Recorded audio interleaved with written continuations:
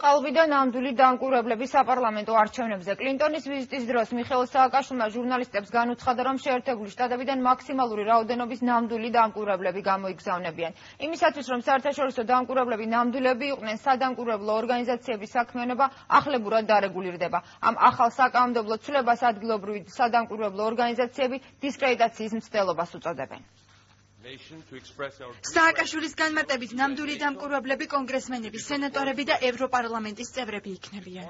ნამდვილ მეკრო კონგრესმენები, სენატორები ჩამოვლენ, ევროპარლამენტის წევრები, ესე იგი ის ხალხი, ვისაც ვერ მოისყიდიან, ვისაც ვერ დააშანტაჟებენ. პრეზიდენტის განცხადებას ადგილობრივი სადამკვირვებლო ორგანიზაციების დისკრედიტაციის მცდელობა დაფასებს სამართლიანი არჩევნების თავმჯდომარე ნინო ლომჯარია. ყველამ უნდა შეიკავოს გავს სახის მოწოდებისაგან თავი, ვინაიდანაც ჩვენი როლი ამ შემთხვევაში არის ძალიან მნიშვნელოვანი და ჩვენ ვართ ისეთი ორგანიზაციები, რომლებიც ყველაზე მწვავედ ვაყენებთ და ყველაზე კომპეტენტურად ვაფასებთ მიმდინარე მოვლენებს.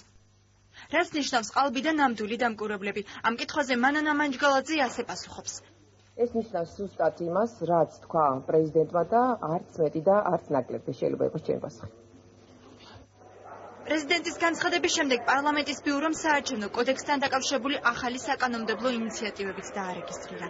ახლებურად დარეგულირდება სადამკვირვებლო ორგანიზაციების საქმიანობაც. თითო უბანზე არ შეიძლება იყოს ორ დამკვირვებელზე მეტი. და მეორე ის, რომ საერთაშორისო სტანდარტის განსაზღვრული არის პრინციპი, რაც საერთაშორისო დამკვირვებლებს უკავშირდება იყოს ჩადებული ჩვენ კანონმდებლობაში.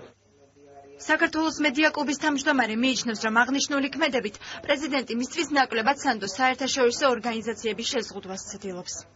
მე მიჩნდება ეჭვი, რომ ეს ყველაფერი არის მიმართული სწორედ იქითკენ, რომ გარკვეულ სადამკვირვებლო მისიებს, რომელთაც არ ენდობიან თავად ხელისუფლების წარმომადგენლები, უარი ეთქვათ არჩევნებში დაკვირვებაზე. უკვე საქართველოში იმყოფება ეუთოს სადამკვირვებლო მისია. საქართველოს პრეზიდენტის დავალებით საგარეო საქმეთა სამინისტრომ საერთაშორისო ინსტიტუტებს დამკვირვებლების გამოგზავნის მოთხოვნით აპრილის დასაწყისში მიმართა.